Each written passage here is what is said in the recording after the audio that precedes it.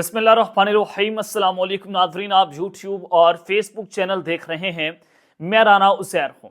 नाज़रीन, मैंने आपको अपने पिछले व्लॉग में ये खबर दी थी कि इमरान खान को ये बाज़ाब्ता तौर पर इस्टेब्लिशमेंट की जानिब से ऑफ़र दी गई है, पैगाम पहुँचाया गया है कि जनाब आप अपनी जो ये आपकी एंटी इस्टेब्लिशमेंट सियासत है, आप उससे पीछे हट जाएं और आपके ऊपर ये भारी जिम्मेदारी आयद हो रही है कि आप हुकूमत को और निज़ाम को गिराने की कोशिशों से पीछे हट जाएं।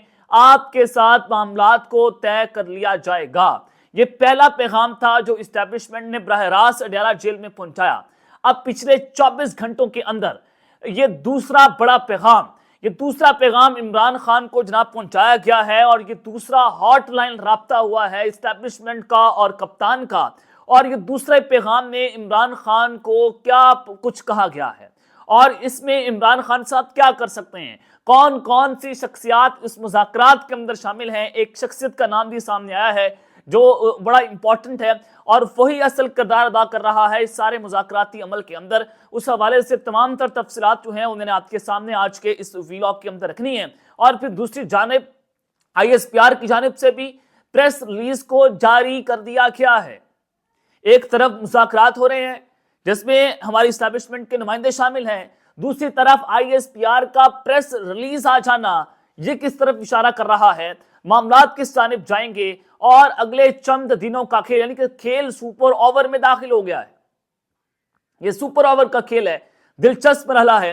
तमाम डिटेल्स ISPR का प्रेस रिलीज, उसका पोस्टमार्टम करना है आज के इस व्लॉग के अंदर। और जस्टिस मंसूर अली शाह ने भी आज बहुत बड़ा खड़ाक कर दिया है, उनकी जानिब से एंट्री हुई है। वो क्या मामला है, इस हवाले से भी मुकम्मल तफसीलात मैंने आपके सामने रखनी है। लेकिन आगे बढ़ने से पहले आप सबसे दरख्वास्त के चैनल को जरूर सब्सक्राइब कर लें, बेल आइकन को दबा दें, आने वाली तमाम तर अपडेट्स आपकी खदमत में बर वक्त पेश होती रहें।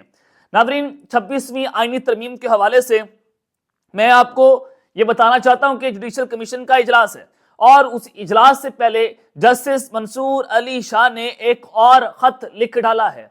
और आप जानते हैं 26वीं आईनी तरमीम के जरिए जिस तरह से चीफ जस्टिस जायशा अफरीदी का मकरू चेहरा भी सामने आया, उनका माइंड भी डिस्क्लोज हो गया कि पहले भी जुडिशल कमीशन के इजलास से पहले जस्टिस मंसूर ने उनको खत लिखा, उनके कानों तक जूं तक नहीं रेंगी।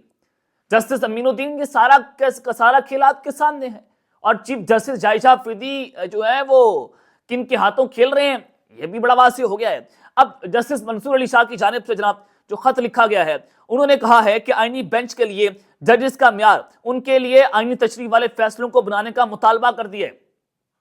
ये बड़ा इंपॉर्टेंट है। उन्होंने कहा कि जजेस तैनाती में इंटेलिजेंस एजेंसियों से रिपोर्ट लेने की मुखालफत करता हूं।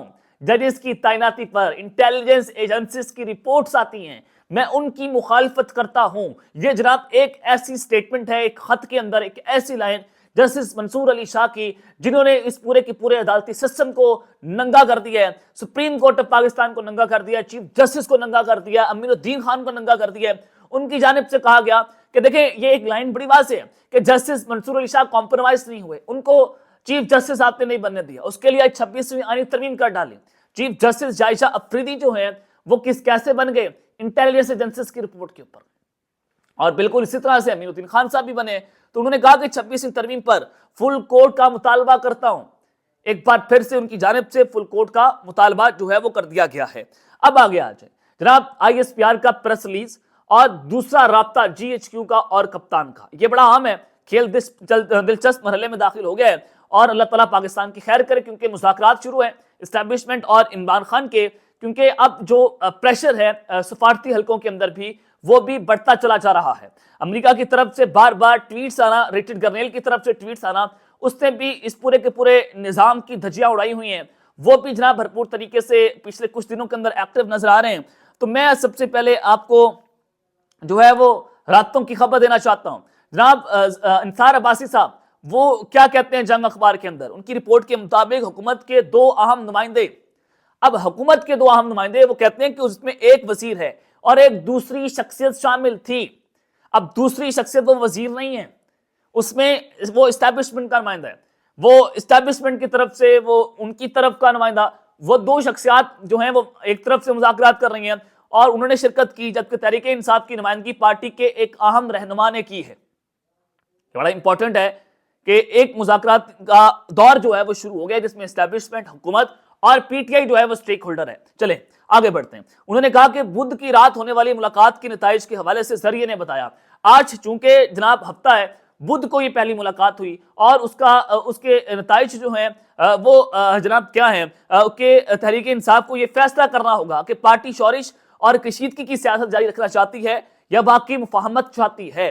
یہ جناب اسٹیبلشمنٹ نے کہہ دیا ہے کہ دو راستے ہیں، آئیں بیٹھ کر مفاہمت کریں یا پھر آپ کشیدگی کی طرف جانا چاہتے ہیں۔ ذریعے کا کہنا تھا کہ اگر پاکستان تحریک انصاف اپنی شورش، تشدد، فوج اور اس کی اعلیٰ کمان پر تنقید اور معیشت کو نقصان پہنچانے کی پالیسی جاری رکھتی ہے تو ایسی صورت میں ان بیک چینل رابطوں کا کوئی نتیجہ نہیں نکلے گا۔ اب یہ خان کے ساتھ خان کو آفرز کی جا رہی ہیں یا خان کو پیغام پہنچایا گیا ہے کہ آپ اینٹی اسٹیبلشمنٹ بیانیے سے پیچھے ہٹیں، آپ جو فوجی قیادت کے اوپر تنقید کرتے ہیں آپ اس سے پیچھے ہٹ جائیں، اور آپ جو سارا کام کر رہے ہیں، آپ کو جو نیریٹو ہے اس سے پیچھے ہٹیں، ہم آپ کے ساتھ بات کرنے کو تیار ہیں۔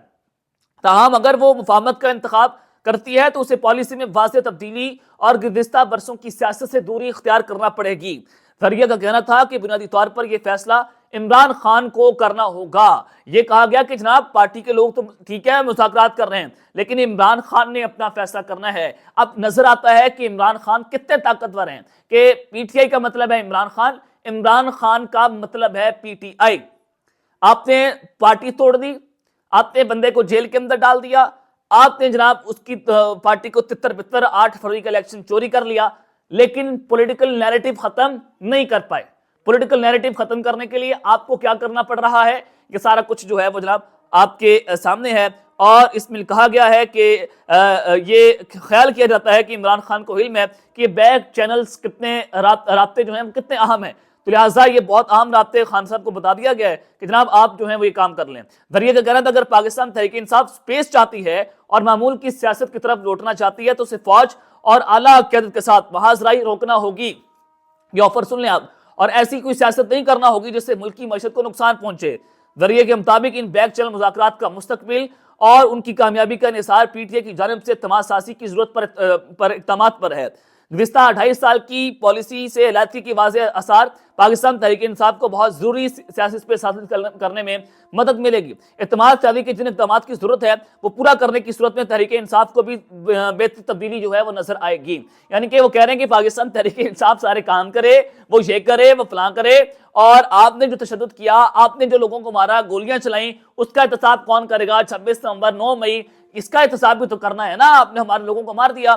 اب جناب سارا کچھ جو ہے وہ خان کر لے اور آپ کچھ نہ کریں، اور پھر آپ کو آہستہ تھوڑی دنوں کے بعد آپ کو تبدیلی نظر آئے گی، تھوڑے عرصے کے بعد تبدیلی نظر آئے گی۔ تو یعنی کہ کیا اسٹیبلشمنٹ اپنی شرائط کے مطابق عمران خان کے ساتھ مذاکرات کرنا چاہتی ہے؟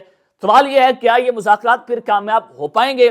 اس کا سادہ سا جواب ہے مذاکرات ایسے کامیاب نہیں ہوں گے کہ آپ اپنے مطالبات رکھ دیں لیکن دوسروں کے مطالبات سنے بغیر آپ کسی کو یہ کہیں کہ آپ کو پشاور یا بنی گالہ منتقل کر دیتے ہیں، آپ یہ کام کر لیں۔ لیکن مجھے نظر آتا ہے کہ خان صاحب پھر یہ مطالبات نہیں مانیں گے اور پھر یہ رابطے دوسری بار بھی خراب ہو سکتے ہیں۔ جیسے خان صاحب نے پہلے بھی 3 بار ڈیل کو ٹھکرا دیا تھا، تو چوتھی بار ٹھکرانا اس کے لیے کوئی بڑی بات نہیں ہوگی، وہ ٹھکرا کر آگے چلا جائے گا۔